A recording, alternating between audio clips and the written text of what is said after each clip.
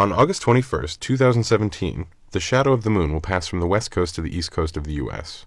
Our blue sky will turn black as night and fill with stars, and there will be a hole in the sky where the sun used to be, surrounded by the fiery ring of the sun's corona, a total eclipse of the sun.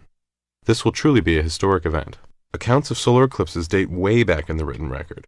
The early Mesopotamians wrote that the sun was put to shame during the solar eclipse of the 14th century BCE, and it may have started the sun worship of the Egyptian pharaoh Akhenaten. Ancient Chinese astrologers paid with their lives if they failed to predict a solar eclipse and portend the fate of their emperors whose symbol was the sun.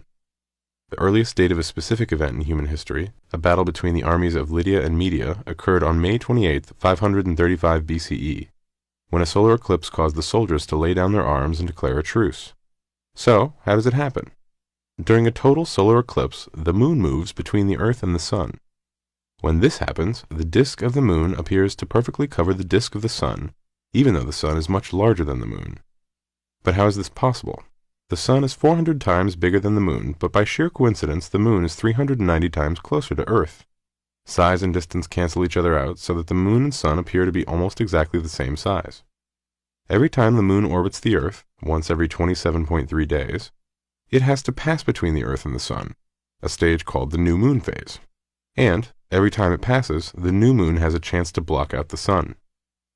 Most of the time, the moon passes a little above or a little below the sun, but if they align perfectly, the shadow of the moon will make a narrow path across Earth, and those in the shadows will see a total solar eclipse. Just like on the night side of the Earth, the sky during a total eclipse is black and filled with stars. But, while the moon perfectly covers the surface of the sun, it doesn't block out the sun's outer atmosphere, its corona, which appears as a fiery ring around the dark disk of the moon. Solar eclipses occur several times a year, but most often they are partial eclipses, where the moon doesn't quite line up with the sun. And, when the moon and sun are perfectly aligned, the moon is usually too far from Earth in its orbit to completely cover the sun, creating an annular eclipse. During an annular, or partial eclipse, the sky remains bright. Even on those rare occasions of a total eclipse, the moon's shadow is most likely to fall on the 70% of Earth that is covered by water, and few people, if any, will see it. The eclipse of 2017 will be remarkable on a larger scale because the moon is slowly moving away from Earth. If a furry ancestor of ours had bothered to look up during a solar eclipse 100 million years ago, it wouldn't have seen the fiery corona of the sun. It would have just been dark. Eventually, the moon will have moved too far from Earth to completely cover the disk of the sun.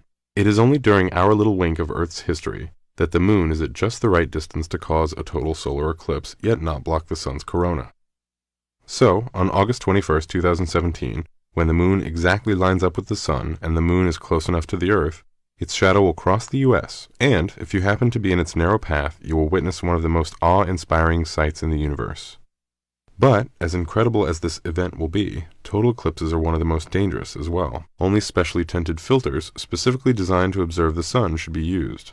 The eclipse might put the sun to shame, but even a shamed sun can seriously damage your eyes.